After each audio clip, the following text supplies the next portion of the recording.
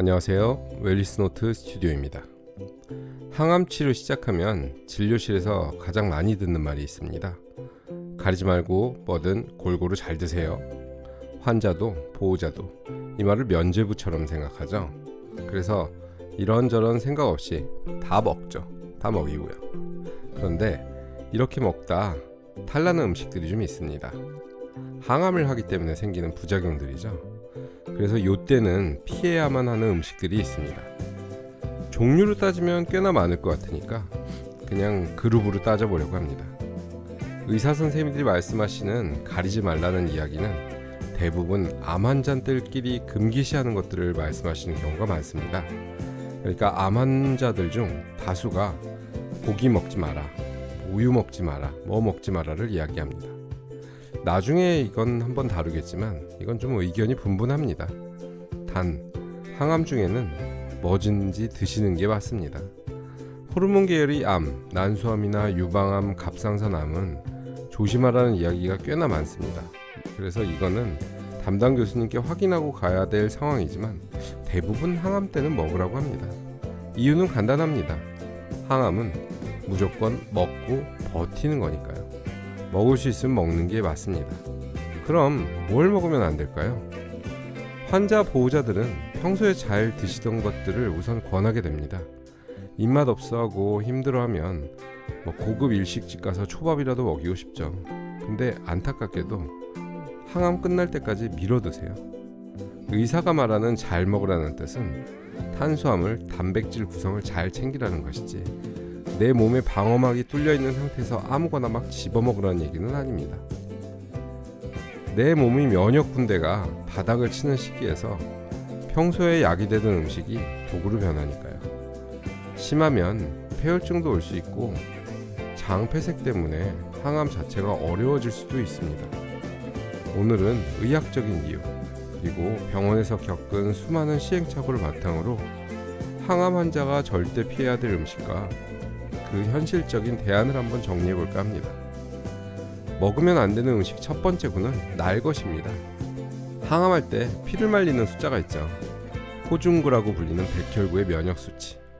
이 수치가 떨어지면 항암 불가는 물론이고 온몸에 가려움증까지 동반할 때도 있고 입안에 구내염 때문에 심하면 입안에서 피도 납니다. 이빨 엄청 흔들리고요.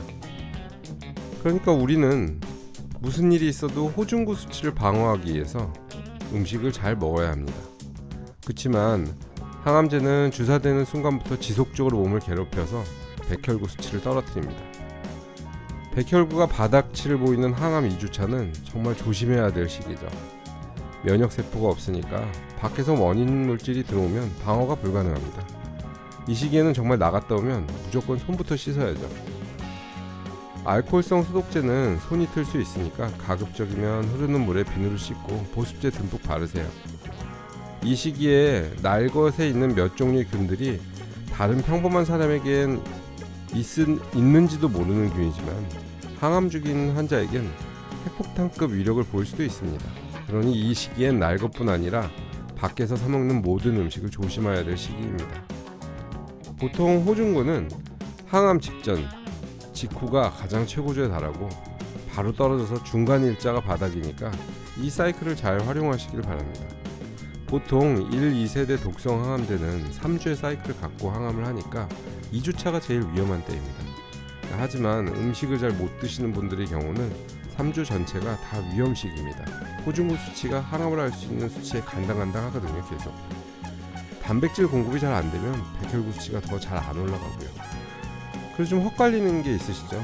훈제 연어 이거 익힌 거니까 괜찮겠지? 훈제니까 아닙니다. 마트나 뷔페에서 보시는 훈제 연어 대부분 콜드 스모크드 방식이라 그래가지고 냉훈제를 파는 겁니다. 불에 익힌 게 아니라 그냥 연기만 센 거죠. 이건 익힌 게 아니라 그냥 날 것입니다. 오히려 가공 과정에서 리스테리아균이 증식하는 경우도 있다고 해요. 몇 번 발견되진 않았지만 어찌됐건 날 거죠. 그러니까 그것도 일단은 패스. 많은 분들이 이 날 것들만 이야기하니까 사 먹는 것만 생각하시던데 조심하셔야 돼요. 많은 식중독은 집에서 일어납니다. 냉장고 안에서요. 내가 암이라서 항암을 하고 있다면 산지 며칠 된 개봉된 것들은 전부 버리세요. 환자 말고 보호자를 시켜서 반찬도 만들어 놓은 거는 일단 버리세요. 혹시 모르는 곰팡이균, 우리는 먹어도 되지만 환자는 바로 감염될 수 있습니다. 그리고 이 얘기를 들으시는 환우, 보호자분들, 암은 이렇게 사람을 여러모로 귀찮게 합니다. 그러니까 지금 같이 듣고 계시다면 서로 한번 안아주세요. 같이 잘 살아보자. 암 자체도 힘든데 이런저런 것들을 혼자 한다고 생각하면 조금 더 우울하고 조금 더 힘들어집니다. 만약 누구든 혼자 견뎌야 한다면 아무 한우 카페라도 가입해서 같이 하세요. 스레드도 좋고 네이버 다음 카페도 좋습니다. 안아줄 사람이 눈앞에 없다면 가상 공간에서라도 만드세요. 안되면 저한테 댓글이라도 다세요. 제가 문자로 안아드리겠습니다. 이런 모든 과정들을 알고 같이 한다는 게 암이라는 거 아시겠죠? 아직 암에 대한 이야기는 시작도 안 한 겁니다. 자, 냉장고 다 비우셨나요? 반찬 절대 미리 만들지 마세요. 샐러드, 야채 샐러드 신선해서 좋을 것 같지만 2주차 땐 이것도 피하세요. 가끔이지만 생야채도 식중독균은 삽니다. 두 번째로 이외로 간과하시는 부분, 바로 거칠고 바삭한 식감 좋아하시는 분들 이야기입니다. 감자칩, 나초, 꽃갈 모양 과자, 심지어 포스땡이라는 그 기다란 과자 있잖아요. 그리고 딱딱한 바게트 빵 같은 거. 항암 주사를 맞으면 우리 몸에서 세포 분열이 빠른 곳들이 가장 먼저 타격을 입습니다. 대표적인 게 입안 점막하고 식도입니다. 입안이 헐어서 밥도 잘 못 먹고 구내염이라고 하죠. 항암 환자의 숙명입니다. 요 구내염들이 있을 때 바삭한 과자 먹으면 입안에서 그 과자들이 부서지면서 조각이 면도칼이나 유리조각처럼 변합니다. 종이창처럼 얇아진 점막을 닥치는 대로 긁어버리는 거죠. 멀쩡한 사람도요, 포테이토 칩 먹으면 입천장 까지잖아요. 이 입천장이 다 헐어있는 사람이 먹으면 어떻게 될까요? 아픕니다. 네, 그게 정답이죠. 환자가 뭐라도 먹고 싶다 그러면 보호자는 얼른 사다 주죠. 근데 환자도 자기 입안이 그렇게 헐어있는지를 잘 모르더라고요. 그러니까 포테이토 칩 한 번에 입천장에서 피가 난다는 거를 먹어봐야 합니다. 제가 어떻게 알고 있겠습니까? 겪어봐서 하는 거죠. 그 상처 틈으로 입속 세균이 침투하면 2차 감염이 오고 열이 나고 결국 항암 인정이 흔들흔들합니다. 고작 과자 한 봉지 때문에. 그래서 간식이 필요하다, 바삭바삭한 느낌을 좀 느끼고 싶다, 그러면 유아용 쌀과자 괜찮습니다. 그리고 그 우유에 푹 적신 카스테라 같은 거 드시는 게 좋아요. 항암 1주차 때는 카스테라도 잘 못 넘기거든요. 그러니까 우유에 좀 적셔가지고 주면 잘 먹으니까 괜찮습니다. 지금 환자의 입 안은 신생아하고 똑같다고 생각하시면 됩니다. 우리 아이들한테 포테이토 칩 안 주잖아요. 같은 거라고 생각하시면 좋을 것 같습니다. 그리고 구내염 이야기가 나왔으니까 한마디만 더 할게요. 고춧가루 양념 있는 거 드시지 않는 게 좋습니다. 역시 구내염 때문인데 이 허물이 벗겨져서 덜렁덜렁한 데로 고춧가루 끼잖아요. 그럼 입안이 계속 화닥거려요. 입을 아무리 잘 헹궈도 이 화닥거리는 느낌이 꽤나 오래 가니까 가급적이면 고춧가루 양념 피하시는 게 좋습니다. 경험상 후추는 좀 괜찮은 것 같은데 마늘의 화한 맛과 고춧가루의 매운맛은 피하시는 게 좋을 것 같습니다. 라면도 가끔 물어보시더라고요. 라면 매운 거 못 드세요. 신땡 이렇게 얘기하면 걸리나? 신라면, 너구리, 진라면 매운맛 이런 못 드십니다. 불닭볶음면은 말도 하지 마시고. 그러니까 진라면 순한 맛도 잘 못 먹어요. 먹으면 보통 이제 사리곰탕 아니면 튀김우동인데 이게 또 하나의 문제가 뭐냐면 구내염만 생기지 않습니다. 변비까지 같이 와요. 보통 한 항암 3차 정도 가면 이제 변비 오는데, 그래서 라면 같은 밀가루 음식은 좀 나중으로 갈수록 피하게 됩니다. 학습 효과가 되는 거죠. 세 번째는 장을 괴롭히는 음식입니다. 암성 통증 때문에 마약성 진통제 드시는 분들도 있으시죠. 그리고 항암제 자체의 부작용도 있습니다. 이 약의 가장 큰 부작용이 바로 변비예요. 심하면 장이 잘 안 움직이는 장 마비까지 오기도 합니다. 그래서 한 3차 항암하면 변비약 처방해줍니다. 같이 안 해주시는 선생님 계시지만 해달라 그러면 해주세요. 해달라 그러시면 됩니다. 유산균도 주시니까. 이 상태에서 떡, 인절미 같은 찰기 있는 음식이 들어가면 장에서 얘가 좀 뭉치는 경향이 좀 있나 봐요. 그래서 잘 안 움직이는 장을 좀 막습니다. 이게 이제 장 폐색이라고 말씀을 하시는데 대단히 고통스럽습니다.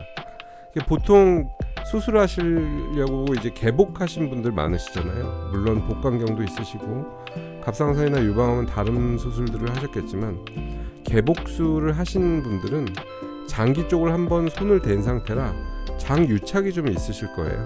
그래서 수술 후 항암하시는 분들이나 소화기 쪽 암으로 좀 진행이 되신 상태에서 항암하시는 분들은 이 상태에서 장에 무리가 가면 통증이 엄청납니다.